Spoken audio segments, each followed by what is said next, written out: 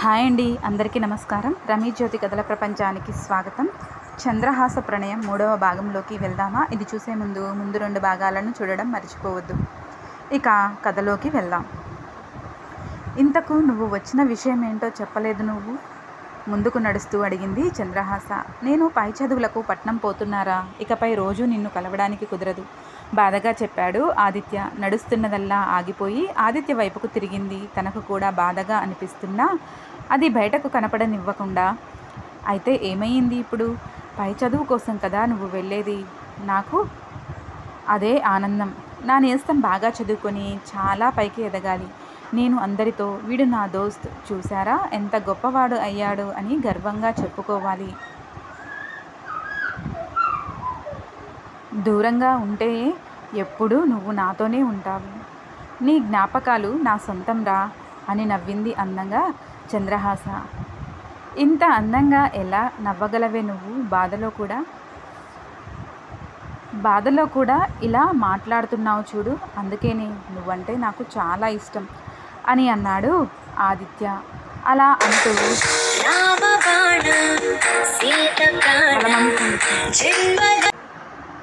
Pant జేబులో నుండి చిన్న సెల్ తీసి చంద్రహాస చేతిలో పెట్టాడు.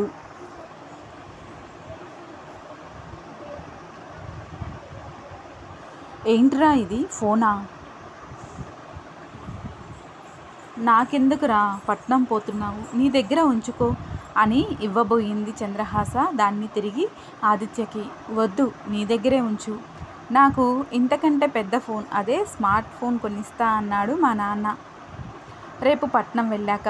కానీ నీకు అలాంటి ఫోన్ కొనడానికి నా దగ్గర అన్ని డబ్బులు లేవు. నేను దాచుకున్న డబ్బులతో ఇదిగో ఈ సెకండ్ హ్యాండ్ ఫోన్ తీసుకొచ్చా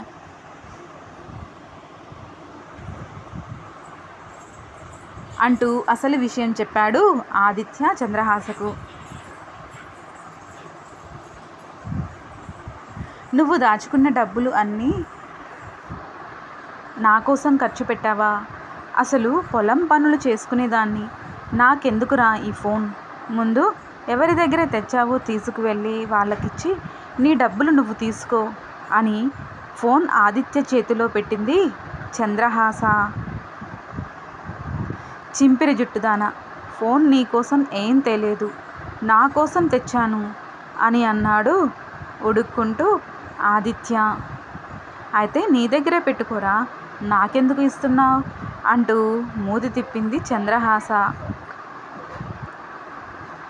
ఎందుకంటే నీతో నేను రోజు మాట్లాడడం కోసం తెచ్చాను.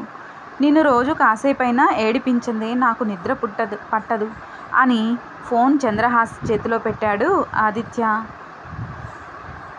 ఏడ్చావులేరా, ముందు ఆ కుక్కల్ని చూసి నువ్వు ఏడవడం ఆపు, తర్వాత నన్ను ఏడిపిద్దువు కానీ అంటూ ఆదిత్యని వెక్కిరించింది చంద్రహాస.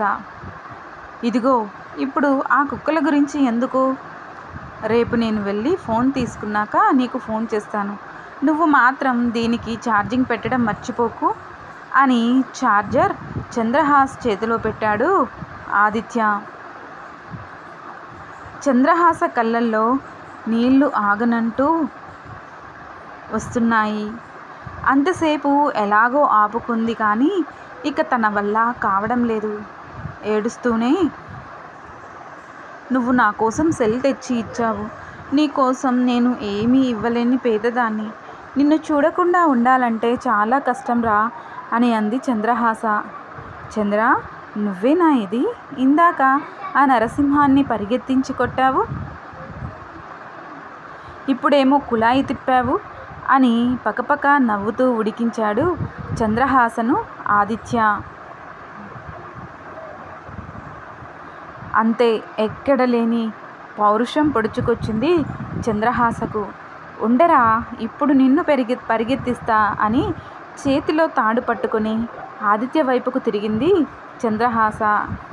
అంతే, పరుగు అందుకున్నాడు ఆదిత్య చంద్రహాసకు దొరకకుండా ఉండడం కోసం. ఇద్దరు అలా ఒకరి వెనక ఒకరు చాలాసేపు పరిగెత్తాక ఒక దగ్గర ఆగి రాయిపై కూర్చొని అలుపు తీర్చుకుంటూ ఉంది చంద్రహాస. అది చూసి ఆదిత్య కూడా ఆగి వచ్చి చంద్రహాస పక్కన కూర్చున్నాడు. నాకు కూడా నా గుర్తుగా నీకు ఏదైనా ఇవ్వాలని ఉందిరా, కానీ నా దగ్గర ఏమీ లేవు అని అంది చంద్రహాస ఆదిత్యతో బాధగా. ఇప్పుడు ఇవ్వకపోతే ఏం? నువ్వెప్పుడు నాకు గుర్తుంటావు. క్షణం కూడా నేను నిన్ను మర్చిపోలేను. నువ్వు నా జిగిరి దోస్తివే చింపిరి జుట్టు అని జుట్టు పట్టుకు లాగాడు ఆదిత్య. హా అని అరిచి, నువ్వు నా జుట్టు పట్టుకుని లాగడం ఎప్పుడు మానేస్తావురా అంటూ చిన్నగా కసిరింది చంద్రహాస ఆదిత్యని. నీకు పెళ్ళయ్యాక అన్నాడు తడుముకోకుండా ఆదిత్య. అప్పుడు ఇంకా ఎక్కువ లాగుతావేమో అని పక్కకు తిరిగి నాలుక కరుచుకుంది. ఇలా నోరు జారేనేంటి అనుకుని. ఏంటే ఏమన్నావు అడిగాడు ఆదిత్య. అప్పుడు తన ఎడమ మోచేతిపై ఉన్న సన్నటి వెండి కడియం పడింది చంద్రహాస చూపు. నిన్నేనే చింపిరి జుట్టు. ఇప్పుడు ఏమన్నావు అంటూ రెట్టించి అడిగాడు ఆదిత్య.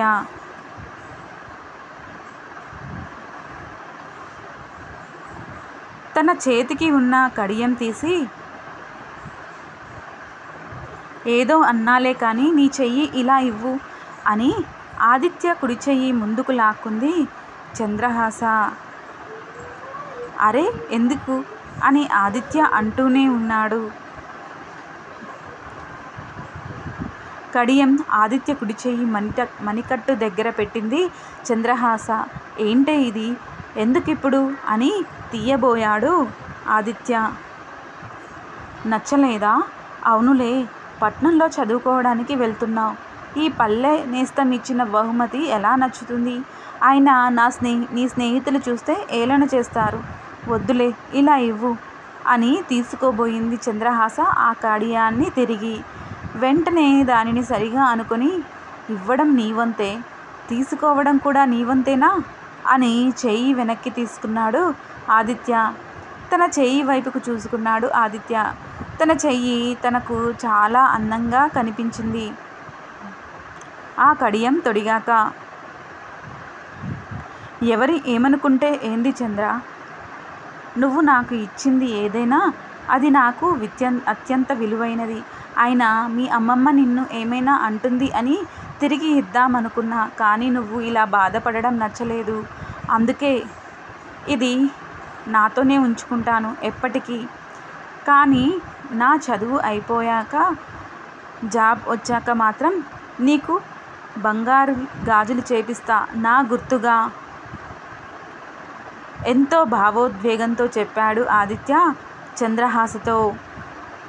సరే అలాగే చేపిద్దులే అంటూ మురిసిపోయింది ఆదిత్య మాటలకు చంద్రహాస. సరే పద, చీకటి పడుతుంది, వెళ్దాం ఇంటికి అని ఒకరికి ఒకరు వీడ్కోలు చెప్పుకొని వెళ్ళిపోయారు.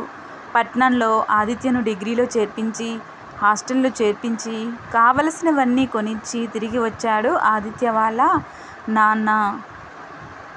ఆదిత్య ఫోన్ చేస్తాడని ఆ ఫోన్ని పట్టుకుని కూర్చుంది చంద్రహాస.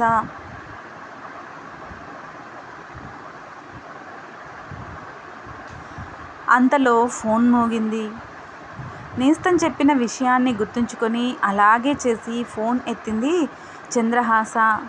అది మొదలు రోజు వారి మాటల ప్రవాహం సాగేది. రోజు సాయంత్రం 6 గంటలకు ఫోన్ చేసేవాడు ఆదిత్య. దాదాపు గంట పైనే మాట్లాడుకునేవాళ్ళు ఇద్దరూ కూడా. ఎంత మాట్లాడుకున్నా ఒకరిని ఒకరు చూసుకోవాలనే కోరిక బలంగా ఉండేది ఇద్దరిలో కూడా. అలా నెల రోజులు గడిచిపోయాయి. ఆ రోజు ఆరుబయట కూర్చొని రోజులాగే ఆదిత్య ఫోన్ కోసం ఎదురు చూస్తూ ఉంది చంద్రహాస. రోజు ఫోన్ చేసే సమయం కంటే అరగంట దాటిపోయింది. చంద్రహాసలో కంగారు మొదలైంది. రోజుకు ఖచ్చితంగా అదే టైంకి ఫోన్ చేసేవాడు. ఈరోజు ఏమైంది అని తిరిగి చేద్దామంటే ఎలా చేయాలో తెలియదు. ఫోన్ వస్తే ఎత్తడం ఒకటే నేర్పించాడు ఆదిత్య చంద్రహాసకు. ఫోన్ చేయడం ఎలాగో అడిగి తెలుసుకోనందుకు తనని తానే తిట్టుకుంది. మొట్టికాయ వేసుకుంది తన తలపై తనే.